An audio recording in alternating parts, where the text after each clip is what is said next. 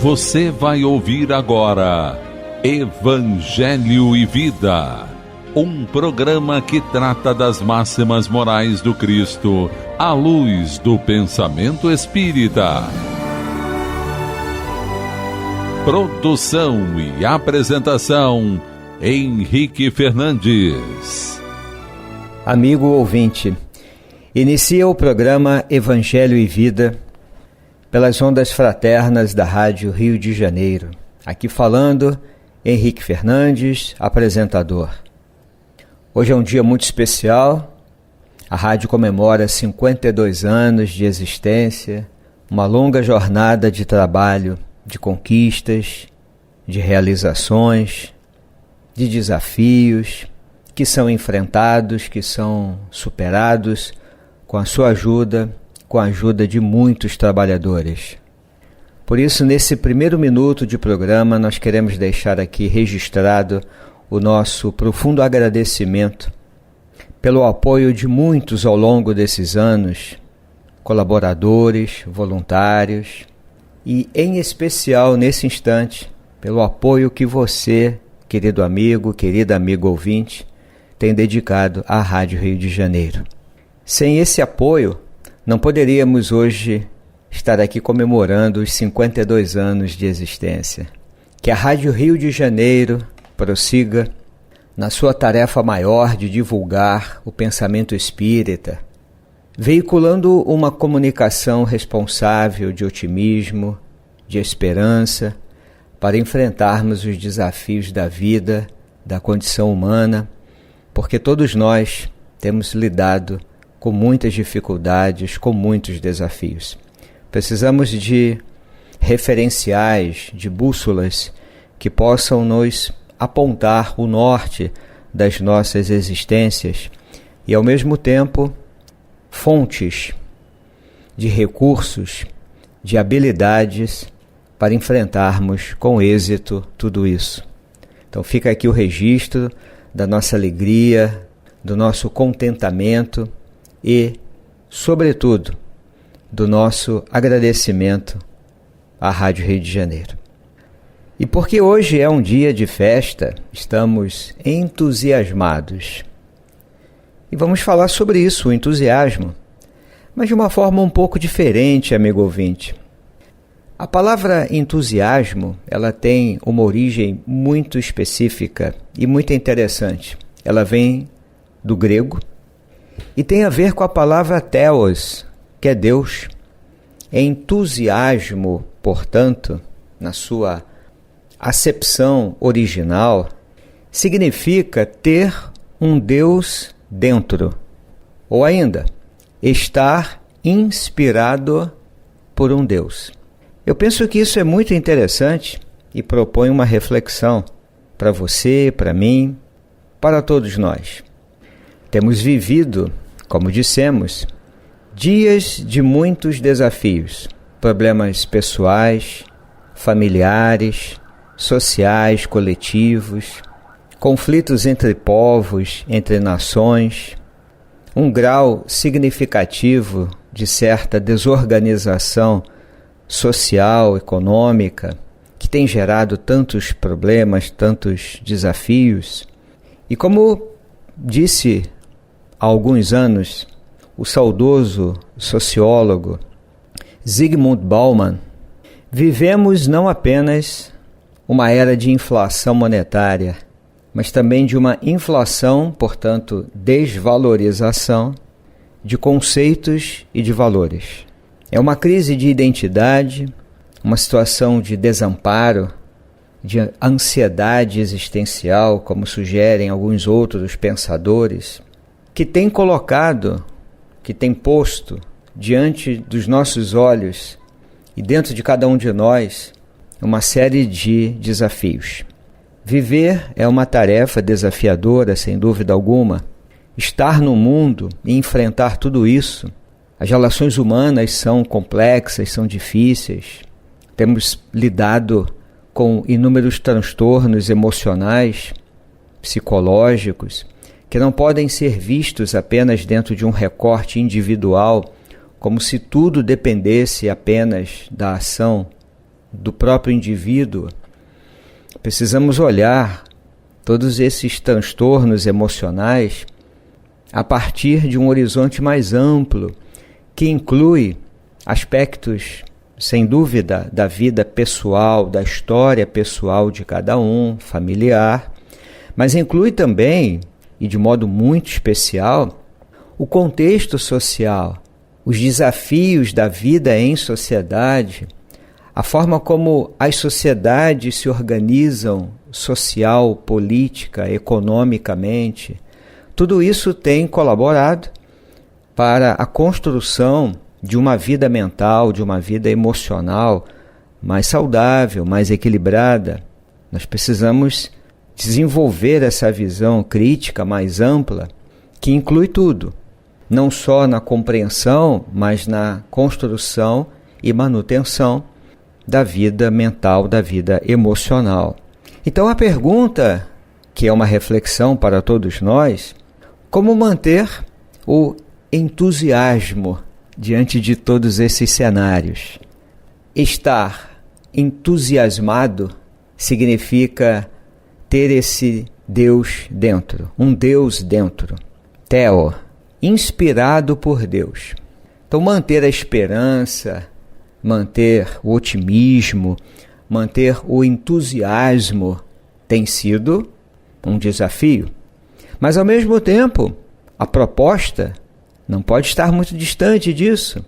Precisamos olhar para isso tudo, lidar com tudo isso e preservar, de algum modo, a esperança, o entusiasmo. A doutrina espírita, ao lado, sem dúvida alguma, de outras tantas contribuições no campo das espiritualidades de um modo geral, propõe uma mensagem de otimismo, de esperança, uma visão realista do mundo, da condição humana e, ao mesmo tempo, a certeza de que Deus, como dizia Leon Denis, age no mundo, na história, através dos seres humanos.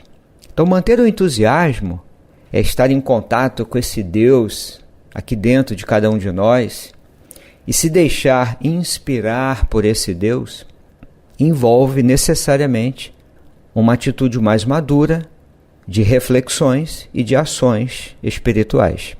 Essa relação do homem com Deus, a relação direta, é uma fonte de profunda inspiração, por isso o entusiasmo, e de forças para enfrentarmos tudo.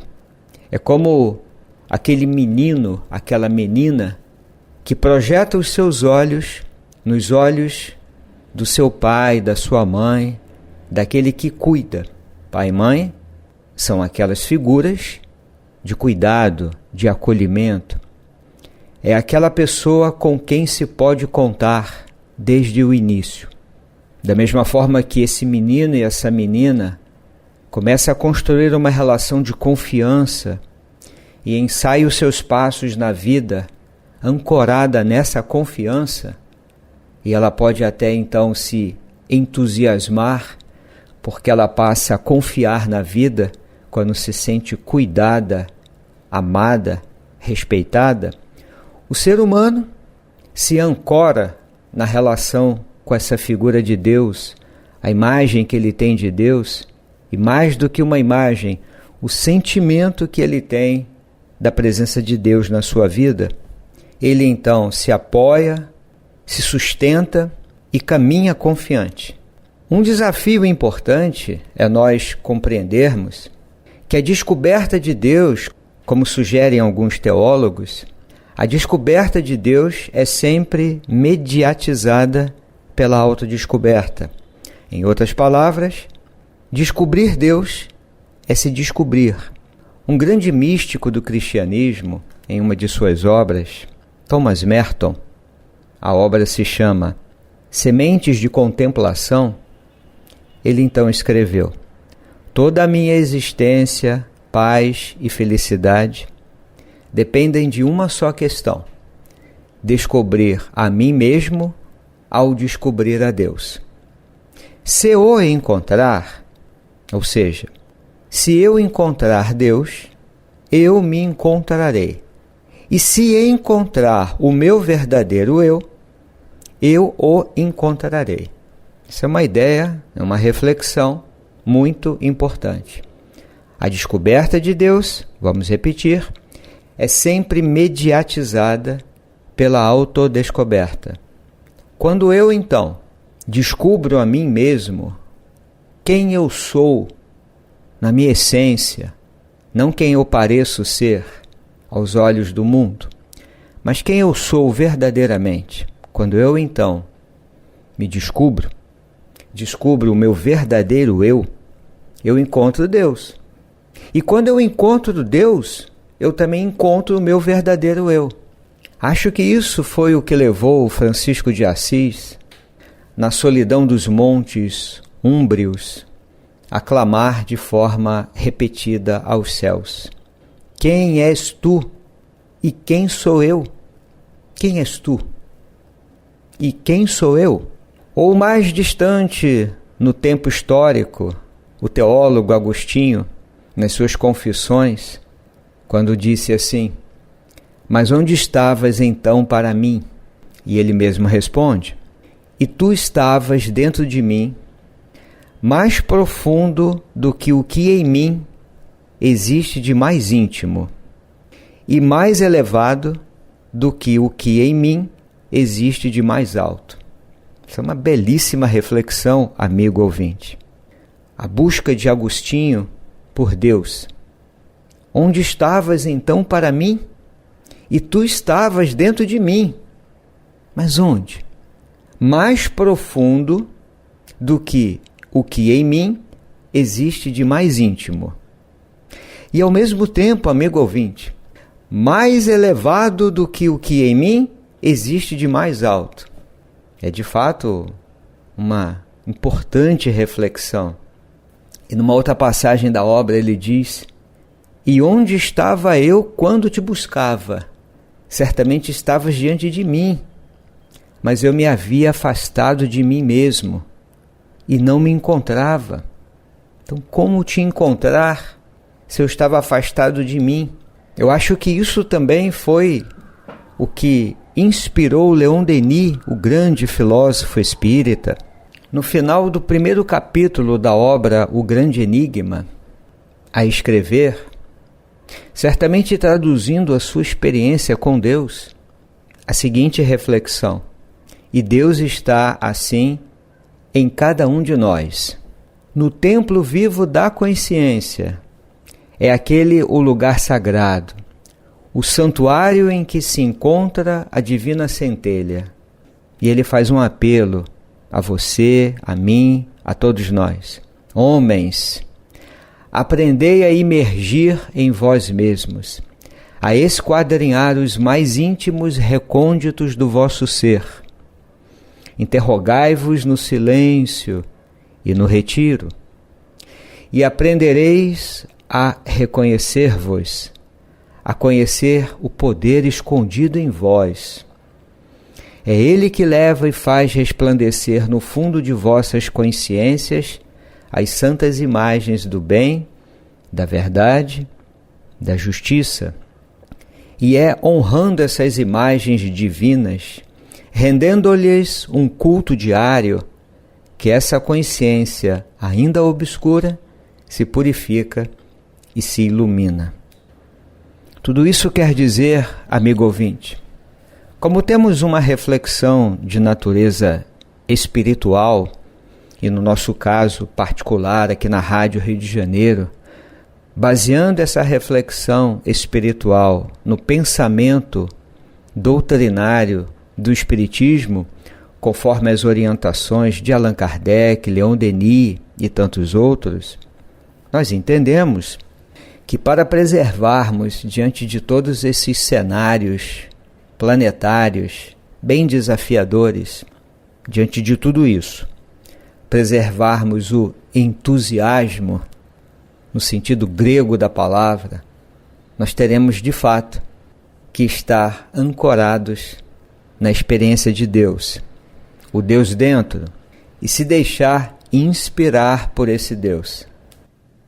E isso nos lembra o ensinamento que aparece em O Livro dos Espíritos, de Allan Kardec, A orientação de um amigo espiritual está lá na conclusão do livro. É a ideia de que tudo parte da relação do homem com Deus. O texto diz assim: gravitar para a unidade divina, eis o fim da humanidade. Gravitar para a unidade divina. Esse é o nosso propósito maior dentro do pensamento espírita, dentro de uma visão teológica espírita. Portanto, em termos práticos, no dia a dia dos nossos enfrentamentos, como já dissemos, é permanecermos ancorados nessa relação, desenvolvermos essa espiritualidade do acolhimento, da confiança em Deus, saber qual é o lugar que Deus ocupa em nossa vida, qual é o sentido e a importância da relação do homem com Deus para a construção da esperança, do otimismo nesses enfrentamentos existenciais. Se o fim da humanidade, a finalidade maior, é gravitar para a unidade divina, não cabe essa relação distante em relação a Deus. Deus lá, não é Deus lá, Deus aqui, Deus dentro de nós, Deus entre nós, Deus em tudo. Não é dizer que Deus é tudo, mas está em tudo. É, portanto, uma relação de proximidade, de intimidade. Não é o Deus que vigia e pune, portanto, não precisa despertar em cada um de nós o medo e a culpa. É uma relação de amor, como diz o texto de João. Deus é amor.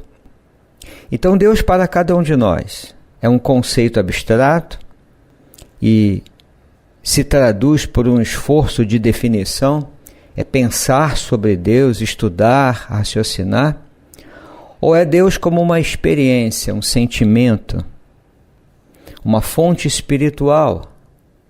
Isso nos remete a um ensinamento antigo de Jó, quando ele disse: meus ouvidos já tinham ouvido a teu respeito. Ele fala com Deus: meus ouvidos já tinham ouvido a teu respeito, mas agora os meus olhos te viram. Olha a profundidade dessa mensagem.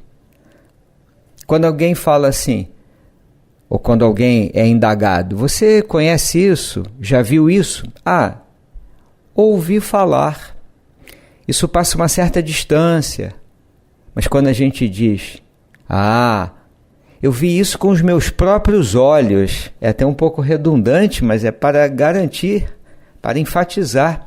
Eu vi mesmo. É disso que Jó, eu penso, está falando.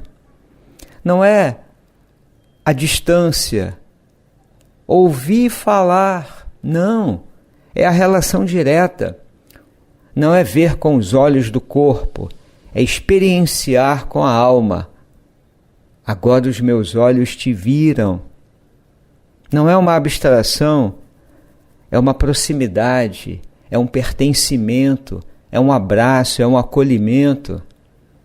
Portanto, o que garante o nosso entusiasmo, nosso otimismo, a nossa esperança, dentro dessa visão espiritual, é a relação com Deus.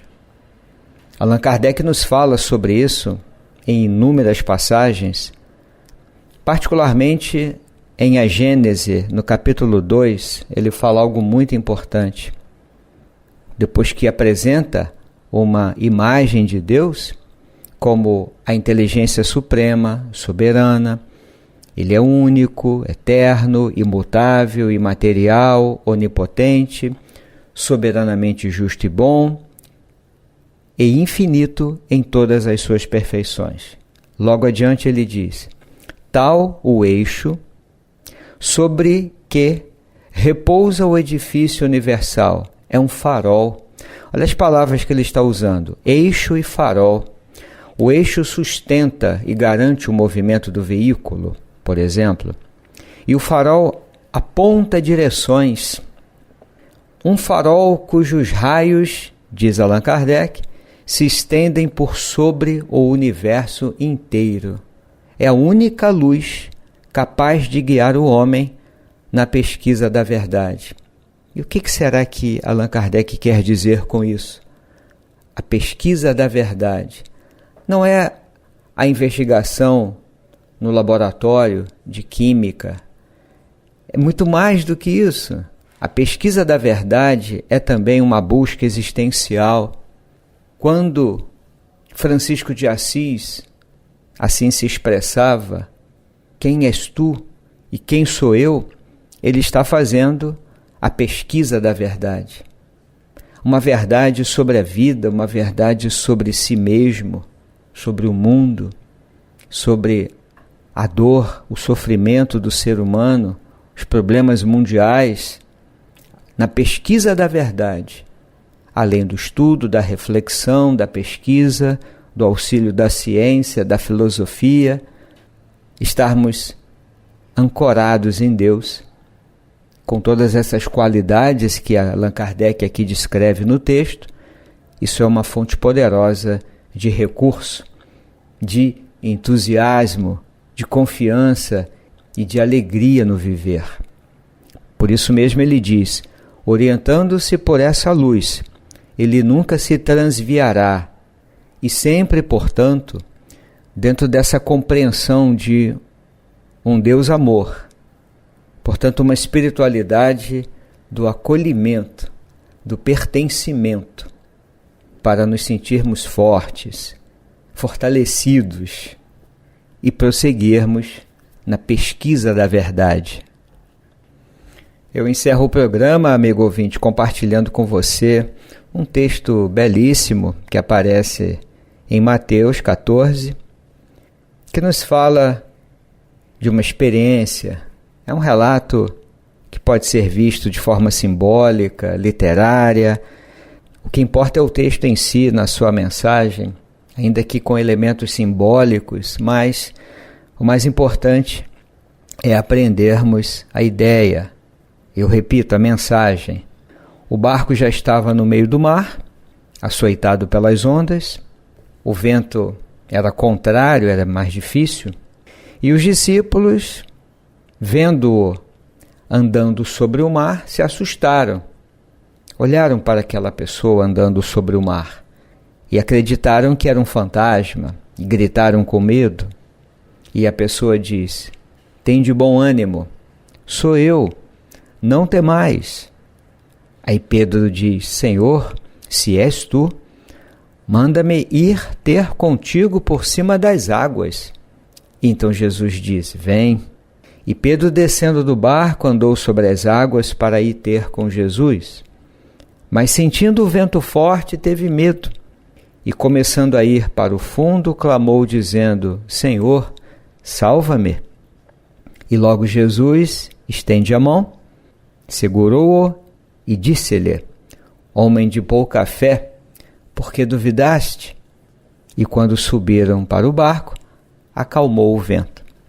Esse relato nos fala da confiança, amigo ouvinte.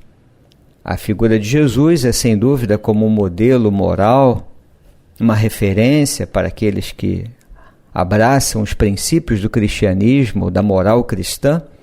Essa figura representa para todos nós um estímulo, um convite a esse entusiasmo, porque era um homem profundamente conectado com Deus. Por isso, o pensamento espírita entende, pergunta 625 de O Livro dos Espíritos, é um modelo a ser seguido, um modelo que Deus nos oferece.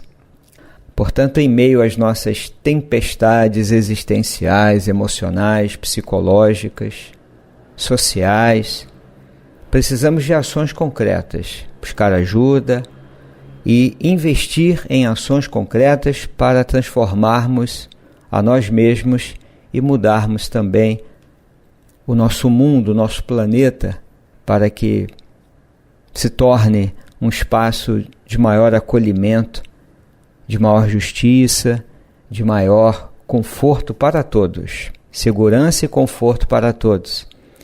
É bom, então, nos ancorarmos nessa relação com Deus, porque nesses barcos, nesses ventos, nessas tempestades, a gente precisa de referências seguras. O texto nos fala disso, eu penso. Sustentar a fé, a esperança, o entusiasmo nessa relação com Deus, que se traduz por uma relação mais humana e mais compassiva com todos os humanos à nossa volta, porque fazemos parte de uma grande família.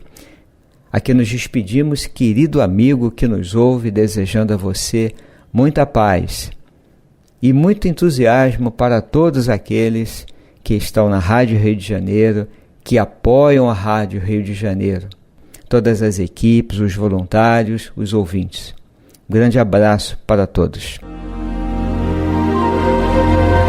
A Rádio Rio de Janeiro apresentou o programa Evangelho e Vida.